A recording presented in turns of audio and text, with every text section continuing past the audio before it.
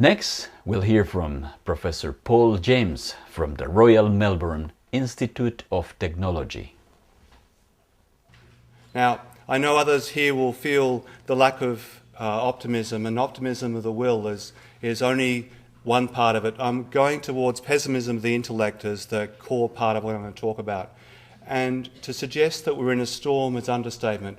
We're in a storm that's the storm prior to the storm. We're in the storm of the individuals and social movements who are responding to structural crises in our world today, and those structural crises are having effect on every aspect of social life.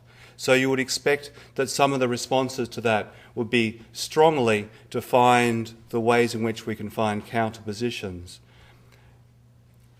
In a way, this storm is objectively and subjectively understood. Everybody now talks about crisis, whether you're on the left or you're in the neoliberal right or the conservatives or the neo-traditionalists, everybody's talking about crisis, and that's part of the issue. And Lauren Langman talked about how the Occupy movement is an emotional-driven, counter-hegemonic movement which aims at the transformation of identity. Now, I'm going to say, yes, that's true, but it's true in theory rather than in practice. Because I don't actually think it aims at the change of identity in a comprehensive way that a lot of its rhetoric talks about. And so we're still at the stage where the consequences of the claims are still being debated. Can we develop a capitalism which is no growth? Can we find a market which is beyond capitalism? All those, can we move to a point where we're not increasing resources while always talking about climate change? Mitigation. Mitigation has been going on, and the knowledge of mitigation has been going on in the West for the last 20 years, and we still have an upward climb of resource use. And the mineral sands and the shale oil and all those sorts of things are part of that process. Everybody is living in a consumption, globalising capitalism, and for all of our claims that we're going to change it, overthrow it, find an alternative world, even those people who are speaking that language live within it and are built by it. So therefore, you look at some of the claims of justice globalism, and the only one that stands out that is not part of the dominant ideologies of neoliberalism, with some different adjectives added to the front of them, is solidarity. Even equality of opportunity, is no more than the liberal notion of the 19th century. It can be built into neoliberal claims about equality of opportunity, which means that we have to let the commodity run free. It can't be constrained by borders. We always have to have equal opportunity to send our children to the best schools. We always have to have equal opportunity to exploit others as much as we possibly can. And so words like freedom is one of those words, or liberty or autonomy, one of those words which crosses the divide. Agency into connectivity, and Jay Smith in his discussion of Occupy used the word inclusion and open spaces. They are also the words of global capitalism. The open space of global capital to include everybody as they need to, break out of their iron cages of command-led economies like China to become true consumers. Transcending of boundaries is part of global capitalism. Even the term progress and progressive are pretty much bound up with each other. Our own conception of ourselves as progressive is linked to the notion of progress, and we're unable to get ourselves out of that framework. So hence my overall argument. Global crisis and the responses to it have hit the wall. That is, the Occupy movement, the World Social Forum has hit the wall.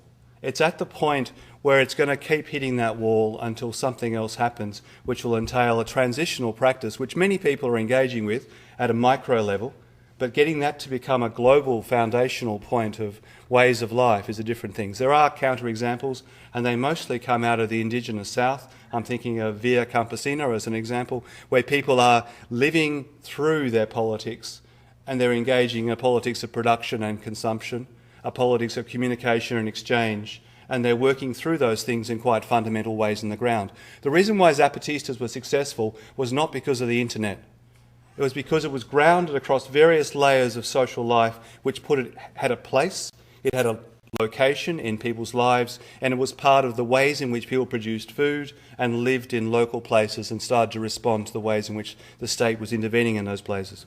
So the wall, therefore, is not just globalising capitalism and the ideologies of neoliberalism, although that's one of the major things. The wall is also globalising mediatism, which means that an Occupy movement doesn't exist unless it's on the internet, unless it's got Twitter and Facebook and all those other mechanisms for making itself apparent to the world. And if it doesn't exist to itself because it's not looking at itself as it does stuff, then that's certainly a concern.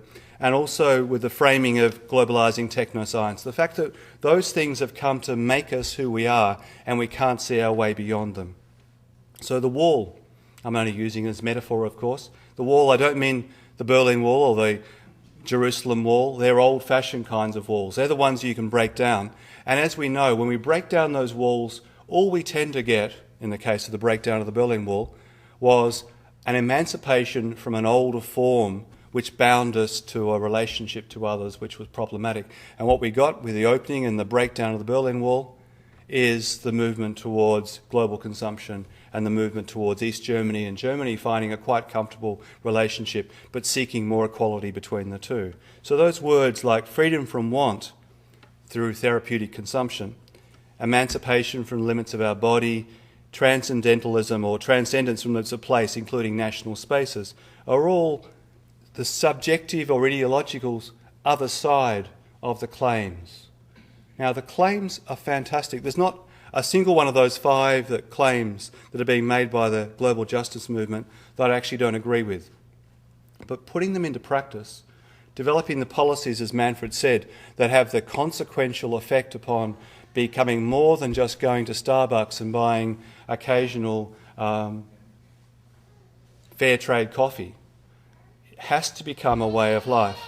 And therefore, in this sense, what I'm suggesting is that words that we use through the rest of the day, like commodification, rationalisation, codification, mediation, all part of that generalised abstraction of social life, are still making us who we are. It's not about co-option.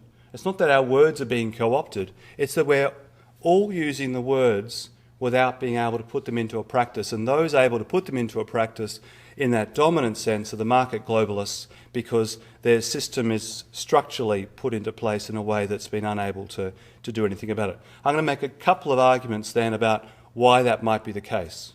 The first one, I'm going to start with dystopias, because it's one of the themes of the conference. We talked mostly about global protest, which is the other theme of the conference, but dystopias are really interesting. In the formal genre, there are no more utopias. Utopias died a death without an announcement. There is nobody. We can say in the abstract another world is possible, but the argument that what this world should look like, apart from groups like La Campesina and a few Friends of the Earth manifestos and so on, these are not actually generating within the mainstream, or even those moving towards the left from the mainstream, a clear sense or even a compelling sense of how we are to live differently.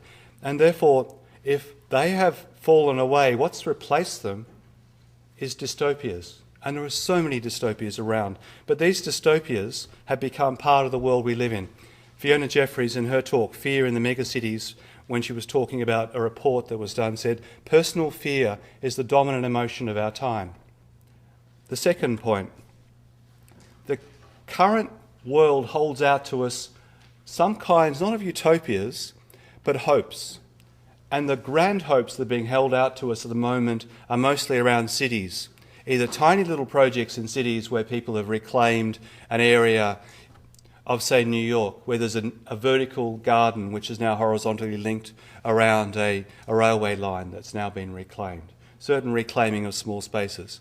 But the major ones that we get confronted by, these ideas of hope, are a smarter planet, IBM,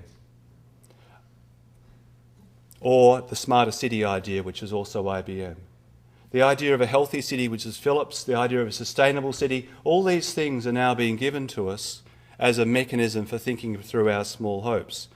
So when Carl Davidson said Occupy is a brand flexibly interpreted, we can see we're still dependent upon that global mediatism that I was talking about before. If I was talking about various processes of global capitalism, global technoscience, global mediatism, they still frame the way in which we work.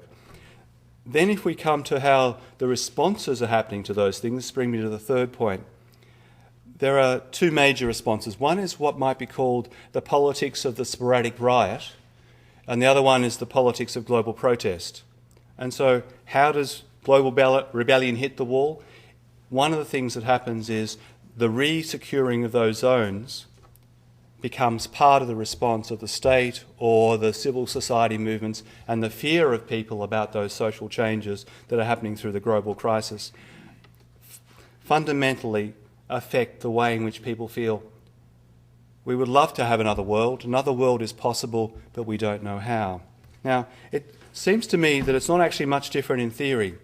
And one of the ironies of this process is during this very time that the idea of the global came to the fore, the idea that we are globally connected on one planet, that we are connected in such a way as to make a difference by a movement here, a movement there. At that very time, the idea of a generalising theoretical approach to able to understand what the connections between these past were dropped away. We have to get to people power. We've got to get beyond the state. We can't have anything which is constraining. And so when Prime Minister David Cameron, in his press release, when he was launching the big society, he's doing it as a press release. He didn't actually stand and talk to a big group of people. He didn't go out on a series of town hall meetings. He did it via the internet. He said, "Today is the start of a deep and serious reform. Another world. To take power away from politicians." Is it sounding familiar? "And give it to the people.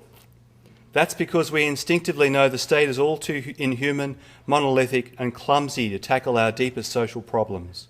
We know the best ideas come from the ground up and not the top down. We know that when you give people and community more power over their lives, more power to come together and to work together to make life better, great things happen."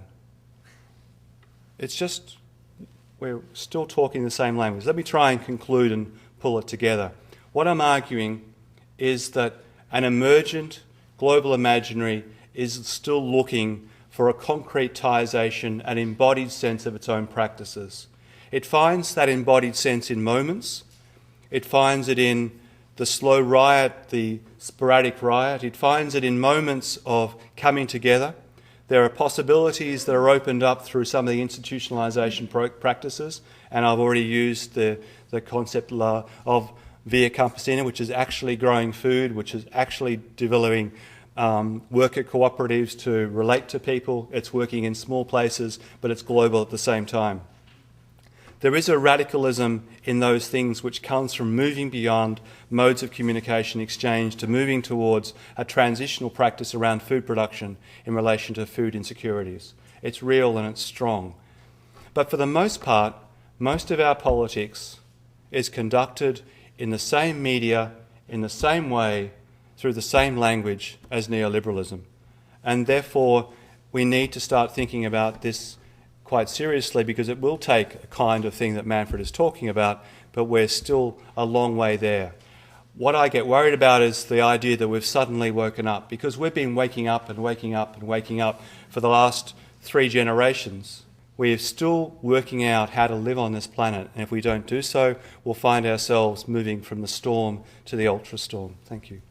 Professor Paul James, metaphorically speaking, says that the main street has hit the Wall Street, and that to transcend this frustrating tradition of protest and occupation, sovereign citizens need to develop their own independent system of trade and a new political system based on participatory democracy. This concrete utopia is demonstrated at nowpolling.ca.